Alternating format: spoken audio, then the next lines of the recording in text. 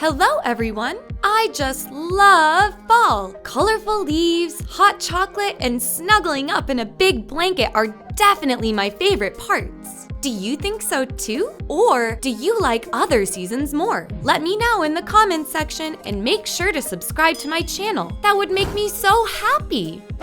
To help make sure that your warm drinks don't leave any silly stains on the table, I'm going to show you how to make a fantastic fall coaster out of cork. First, draw a fall pattern of your choice on a piece of paper. I thought the shape of an acorn would work great.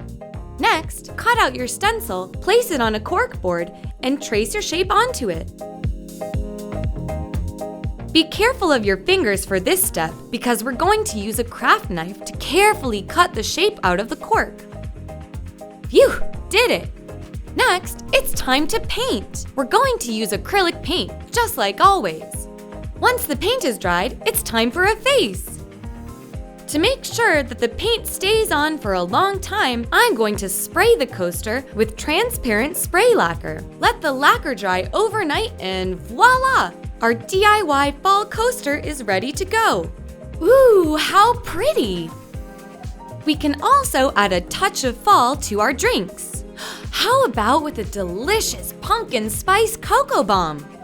All you'll need is a round silicone mold, chocolate for melting, cocoa powder, pumpkin pie spice, mini marshmallows, and later, of course, warm milk.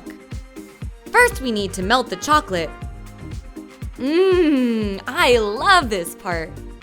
Transfer the chocolate into the silicone mold and put everything in the freezer. Once the chocolate has hardened, fill half of the molds with cocoa powder, pumpkin pie spice, and a few mini marshmallows. Ooh, how fun! If you already have some melted chocolate ready, then you can seal 2 of the halves together and put the finished balls back in the freezer. Now things are getting serious! My warm milk and I are ready for a chocolate pumpkin surprise! So yummy! It's the perfect thing for this cozy time of year. For our last project, I have another snuggly DIY tutorial for you. We're going to create a cuddly little Pom Pom Hedgehog together. I'm going to make it with the help of a very useful pom-pom maker, different colors of yarn, a felting needle, and a pair of scissors. To get started, I'm going to wrap the gray yarn 85 times, then the white yarn 250 times around the pom-pom maker. Next, I'm going to wrap more white, beige, and brown yarn 55 times around it. Now it's time to work on the bottom half of the pom-pom. We're going to wrap around more white, beige, and brown yarn, but this time, wrap them around it 166 times. Don't let the confusing numbers put you off. It's actually super easy. Once everything is all wrapped up, you can secure the pom-pom. Then use the nail scissors to cut it open all the way around the edge of the pom-pom maker. Wrap some lightly colored yarn around the pom-pom in the center. Then tie the yarn together tightly.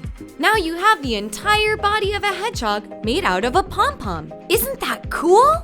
But we're far from being done.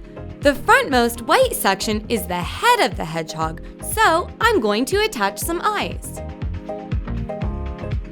Now it's time to get felted! If you've never worked with a felting needle before, then please get some help from someone with experience, since felting needles are very sharp and you need to be super exact when working with one. We're using the felting needle to make the hedgehog's snout. Just to warn you, this step will take a little while, but the end result is super worth it. And something else belongs on the end of the snout, a nose of course! Now you can use some scissors to trim up your hedgehog. Doesn't he already look so cool? The ears are going to be made out of gray yarn, and I'm also going to need the felting needle to make them. Something's still missing. Oh yeah, the mouth! And finished! This project took a little bit of extra effort, but that just means it was also extra fun. Isn't he just so cute? Now I can be nice and cozy while I enjoy the rest of fall. What are your favorite ways to spend fall days? I'm looking forward to hearing your answers and to seeing all of the thumbs up you leave on this video. Thanks, and see you next time!